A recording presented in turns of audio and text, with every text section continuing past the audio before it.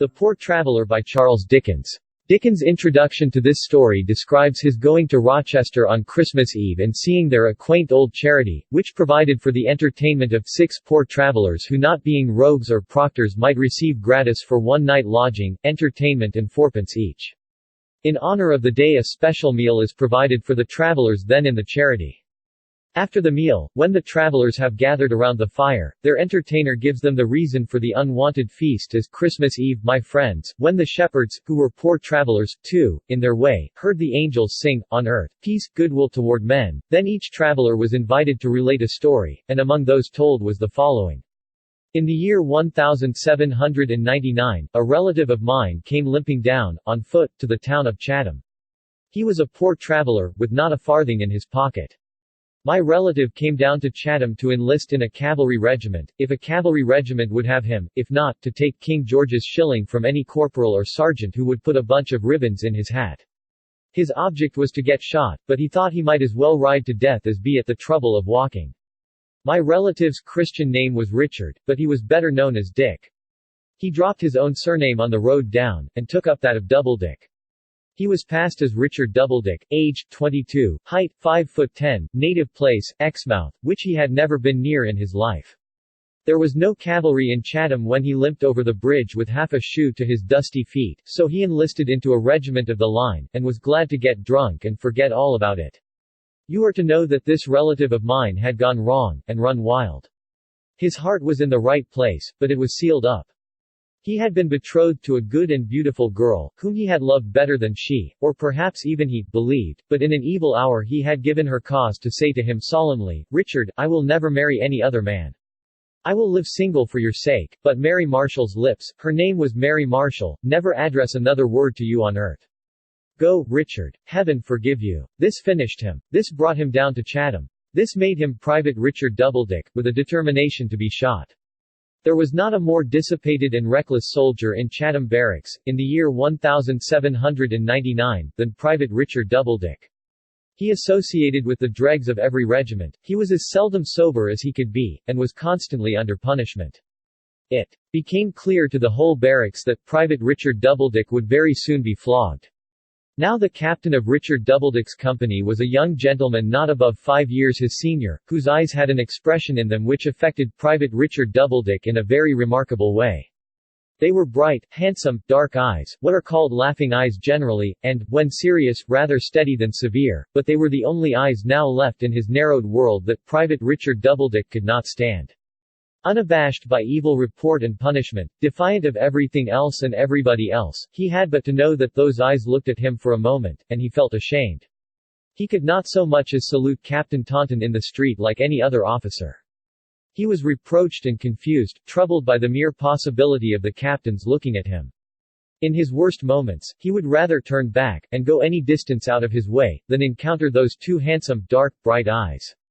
One day, when Private Richard Doubledick came out of the Black Hole, where he had been passing the last 48 hours, and in which retreat he spent a good deal of his time, he was ordered to betake himself to Captain Taunton's quarters. In the stale and squalid state of a man just out of the Black Hole, he had less fancy than ever for being seen by the captain, but he was not so mad yet as to disobey orders, and consequently went up to the terrace overlooking the parade ground, where the officers' quarters were, twisting and breaking in his hands, as he went along, a bit of the straw that had formed the decorative furniture of the Black Hole. Come in, cried the captain, when he knocked with his knuckles at the door. Private Richard Doubledick pulled off his cap, took a stride forward, and felt very conscious that he stood in the light of the dark, bright eyes. There was a slight pause. Private Richard Doubledick had put the straw in his mouth, and was gradually doubling it up into his windpipe and choking himself. Doubledick, said the captain, do you know where you are going to? To the devil, sir, faltered Doubledick. Yes, returned the captain. And very fast, Private Richard Doubledick turned the straw of the Black Hole in his mouth, and made a miserable salute of acquiescence. Doubledick, said the captain, since I entered His Majesty's service, a boy of 17, I have been pained to see many men of promise going that road, but I have never been so pained to see a man determined to make the shameful journey as I have been, ever since you joined the regiment, to see you. Private Richard Doubledick began to find a film stealing over the floor at which he looked, also to find the legs of the captain's breakfast table turning crooked, as if he saw them through water. I am only a common soldier, sir, said he. It signifies very little what such a poor brute comes to. You are a man, returned the captain, with grave indignation, of education and superior advantages, and if you say that meaning what you say, you have sunk lower than I had believed.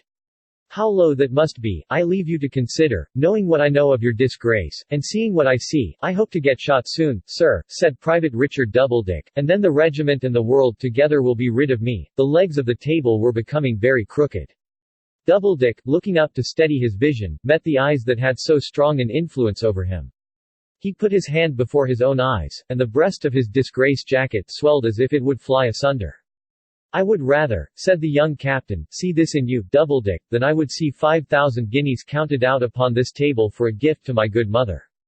Have you a mother? I am thankful to say she is dead, sir, if your praises, returned the captain, were sounded from mouth to mouth through the whole regiment, through the whole army, through the whole country, you would wish she had lived to say, with pride and joy, he is my son. Spare me, sir, said Doubledick.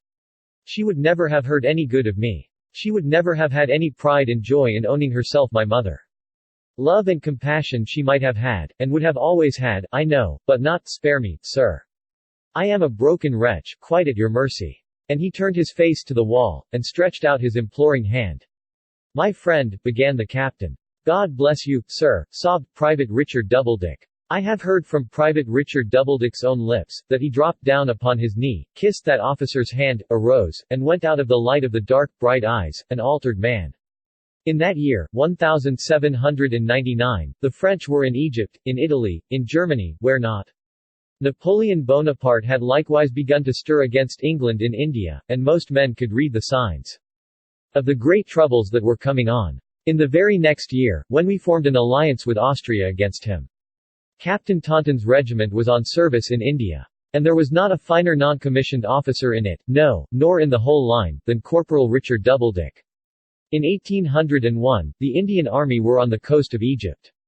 Next year was the year of the proclamation of the short peace, and they were recalled. It had then become well known to thousands of men, that wherever Captain Taunton, with the dark, bright eyes, led, there, close to him, ever at his side, firm as a rock, true as the sun, and brave as Mars, would be certain to be found, while life beat in their hearts, that famous soldier, Sergeant Richard Doubledick. 1805, besides being the great year of Trafalgar, was a year of hard fighting in India.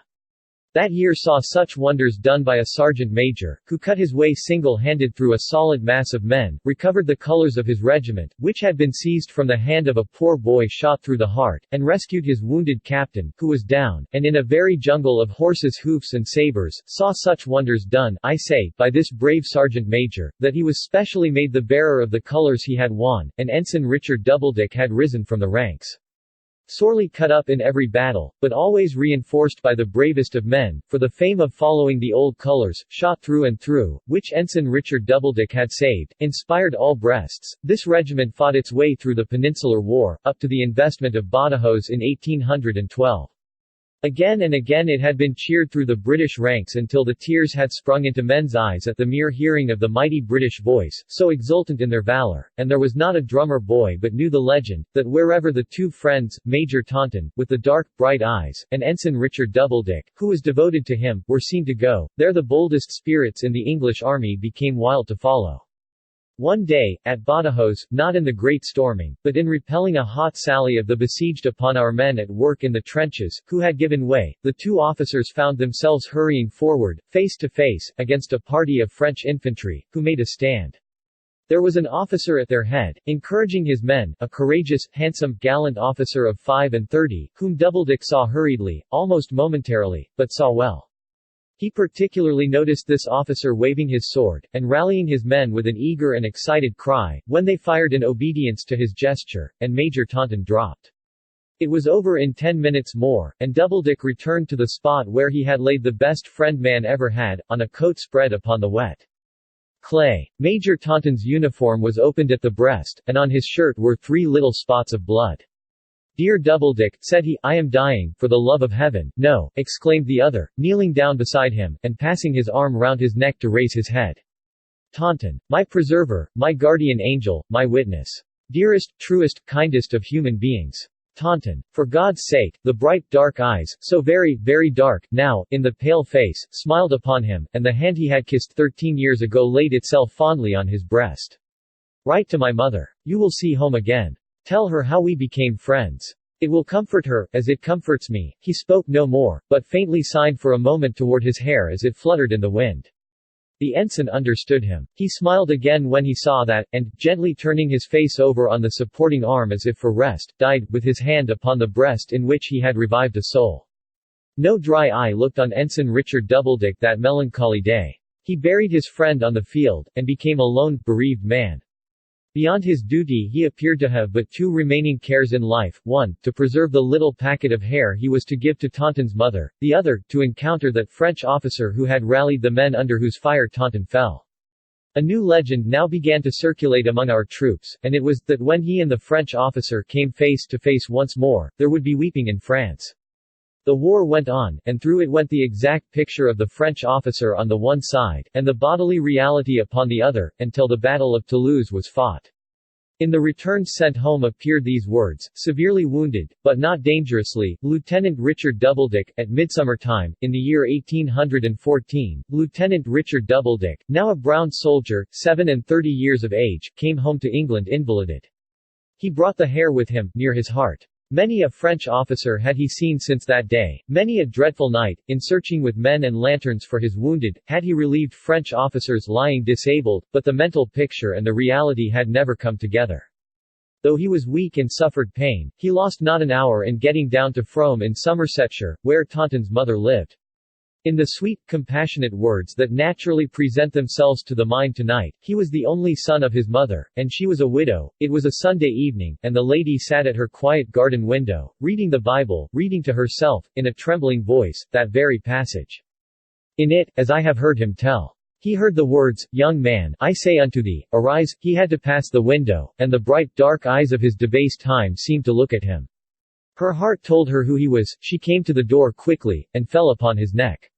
"He saved me from ruin, made me a human creature, won me from infamy and shame. O God, forever bless him. As he will, the lady answered. "I know he is in heaven." Then she piteously cried, "But oh my darling boy, never from the hour when Private Richard Doubledick enlisted at Chatham had the private, corporal, sergeant, sergeant major, ensign, or lieutenant breathed his right name, or the name of Mary Marshall, or a word of the story of his life, into any ear except his reclaimers. That previous scene in his existence was closed. He had firmly resolved that his expiation should be to live unknown, to disturb no more the peace that had long grown over his old offenses, to let it be revealed, when he was dead, that he had striven and suffered, and had never forgotten, and then, if they could forgive him and believe him, well, it would be time enough. But that night, remembering the words he had cherished for 2 years, "Tell her how we became friends. It will comfort her, as it comforts me," he related everything.